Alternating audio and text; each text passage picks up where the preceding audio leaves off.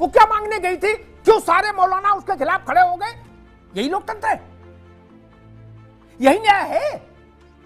अब ध्यान दे रहे हो सब लोग। और जितने मुसलमान थे उनमें दे सटासट सब तहस नहस कर डाला। रोको, उनने कहा रोके नहीं रुकेगा। बोले क्यों? बोले साहबजादे का हुक्म है। क्या किया था तुर्कमान गेट पर?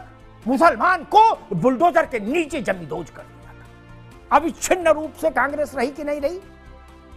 उत्तर प्रदेश में मुसलमान को सरसब्ज क्यों नहीं बनाया? इसी कॉमन सिविल कोड में एक एनेक्शर जनसंख्या पर भी होगा। तो यूसीसी विद पॉपुलेशन कंट्रोल ये काम करेगी। 2 से ज्यादा बच्चे होंगे उसको सरकारी सुविधाओं का लाभ नहीं मिले। ये वृद्धावस्था पेंशन, फलाना पेंशन, ढिकाना पेंशन, ये जो सामाजिक कल्याण की तमाम योजनाएं होती सरकारों की, वो नहीं मिलेंगी। अल्पसंख्यक जैन है, बौद्ध है, पारसी है। पारसी और मुस्लिम बराबर हैं क्या? मुसलमानों को अल्पसंख्यकवाद से बाहर आना चाहिए। सीताराम मित्रों, हमारे चैनल श्री सनातन में आप सबका बहुत स्वागत है। वीडियो को लाइक करें, शेयर करें, आपके जो भी विचार हैं वो कमेंट में रखें, और अगर चैनल पर नए हैं तो कृपया चैनल को सब्सक्राइब करें। मुझे आपके सपोर्ट की, आपके साथ की ज़्यादा आवश्यकता है। चलिए वीडियो शुरू बोलो तो तर्कपूर्ण बात बोलो ना। वो क्या मांगने गई थी? क्यों सारे मौलाना उसके खिलाफ खड़े हो गए? राजीव गांधी ने जब इनको आरिफ मोहम्मद को किनारे कर दिया, पलटी मार ली, तो जियाउर रहमान को खड़ा किया। बोले ये कट्टर आदमी बोलेगा। जियाउर रहमान ने भारत के सर्वोच्च, मेरे एक एक शब्द जिम्मेदारी में ले रहा हूं, सर्वोच्च न्यायालय के न्यायाधीशों को जिन्होंने फैसला सुनाया था शाहबानों में, उनके चीर हरण कर दिया। कोई भाई का लाल क्यों नहीं बोला? क्यों? यही लोकतंत्र है, यही न्याय है। अब ध्यान दे रहे हो सब लोग। मैं शब्द यहां उद्धृत नहीं करना चाहता, मैं कर सकता हूं। मुझे स्मरण है क्या बोला था जियाउर रहमान अंसारी ने राजीव गांधी के नाम लेके जजेस के लिए। बात हो रही थी कि कार्रवाई करिए, सबसे पहले तो जियाउर रहमान को जेल में डाल देना चाहिए था। कैसे बोला? इमरजेंसी के दौरान तुर्कमान गेट पर ये जो आज बुलडोजर के खिलाफ चिल्ला रहे हो ना आप सब लोग, क्या इसका आदिम संस्करण मालूम क्या था त्रिपाठी जी? हाँ ना, बोलते रहो तो आनंद आएगा। इसके पूर्वज मालूम कौन थे? प्रातः स्मरणीय संजय गांधी। क्या? प्रातः स्मरणीय संजय गांधी। यहां तो बुलडोजर तब भी कोई कागज लेके चलता है, वो तो भी नहीं कागज चला दिए तुर्कमान गेट पे। और जितने मुसलमान थे उनमें दे सटासट सब तहस नहस कर डाला।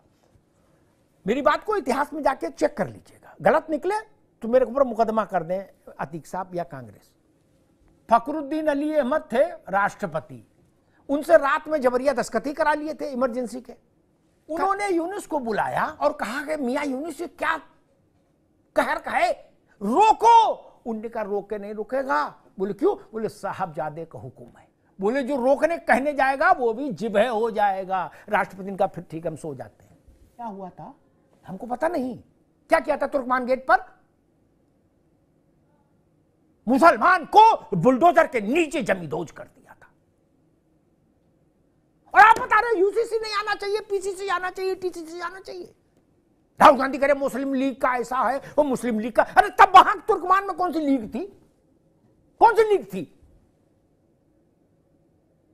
इतिहास बड़ा कुरूप होता है मित्र, बहुत कुरूप होता है। छद्म आवरण मत रखिए। अगर इनको पढ़ाने लिखाने की मंशा होती तो असम में, बिहार में, बंगाल में जनसंघ वाले कभी पार्षद नहीं हुए। केवल हुकूमत आपकी रही, आपने वहां इनको सरसब्ज क्यों नहीं कर दिया? उत्तर प्रदेश में आपने कहा पूर्वी पाकिस्तान के लोगों ने गड़बड़ कर दिया इसलिए हम इनको उन्नति नहीं कर पाए। उत्तर प्रदेश तक तो पूर्वी पाकिस्तान की फोटो भी नहीं आई थी क्या? और कल्याण सिंह पहले आदमी थे जब भाजपा का वहां सरकार आई, उससे पहले उत्तर प्रदेश के मुसलमानों का हिसाब किताब ठीक क्यों नहीं हो गया? कम से कम उन्हीं को सरसब्ज कर देते, कारोबारी हो जाते, उनके कोल्ड हो जाते, उनके कारखाने हो जाते, बड़े हाई प्रोफेसर आलिम हो जाते, इतने कर देते। गोविंद बल्लभ पंत से नारायण दत्त तिवारी तक 1989 तक अविच्छिन्न रूप से कांग्रेस रही कि नहीं रही?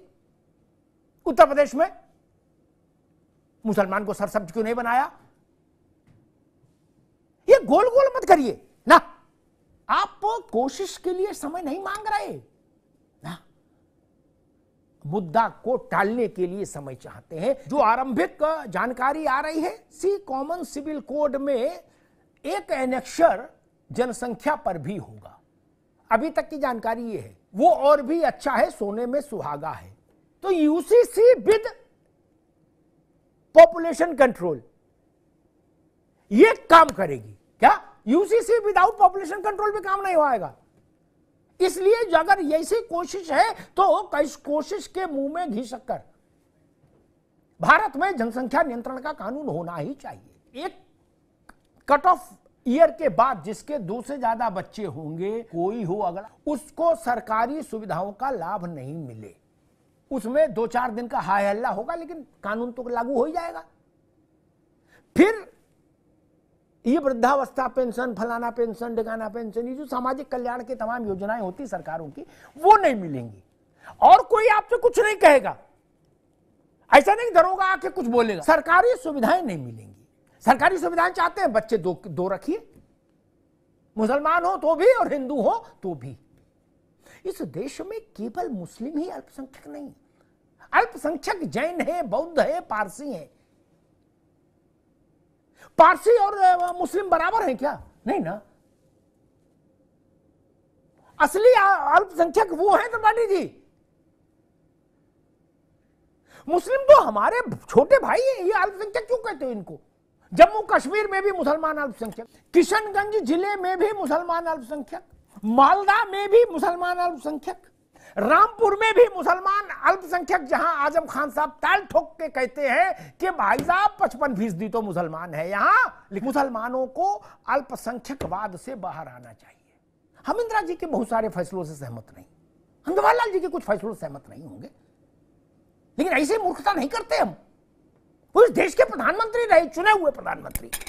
लेकिन आप भारत के निर्वाचित प्रधानमंत्री के को लेकर अगर इंटेंशनली कुछ ऐसा कह रहे हैं जो अवमानना है, तो फिर कार्रवाई उस पर भी होनी चाहिए ना। तर्क रखने के लिए अभद्रता का आवरण नहीं लेना चाहिए। हाँ, अच्छी बात कहिए, तर्क मजबूती से कहिए। हम तो जिन्ना के बारे में भी ऐसी वैसी बात नहीं बोलते हैं। विभाजन तक रहते हैं, जिन्ना ने विभाजन कराया वहीं तक रहते हैं। जा सकते हैं उसके दाएं बाएं, नहीं जाते। इस मर्यादा का पालन होना चाहिए, क्योंकि एक बार मर्यादा खंडित हो जाएगी तो बड़ी सामाजिक क्षेत्र की, राजनीतिक क्षेत्र की कोई मूर्ति बचेगी नहीं। ये तरीका ठीक नहीं। यूसीसी पर बहस करिए ना, अपनी तकलीफ बताइए। मैं जवाहरलाल जी से लेकर और नरेंद्र भाई मोदी तक सबको भारत का प्रधानमंत्री मानता हूं और इसलिए सबके प्रति सम्मान का भाव रखता हूं। अगली वीडियो में, तब तक के लिए जय श्री कृष्ण।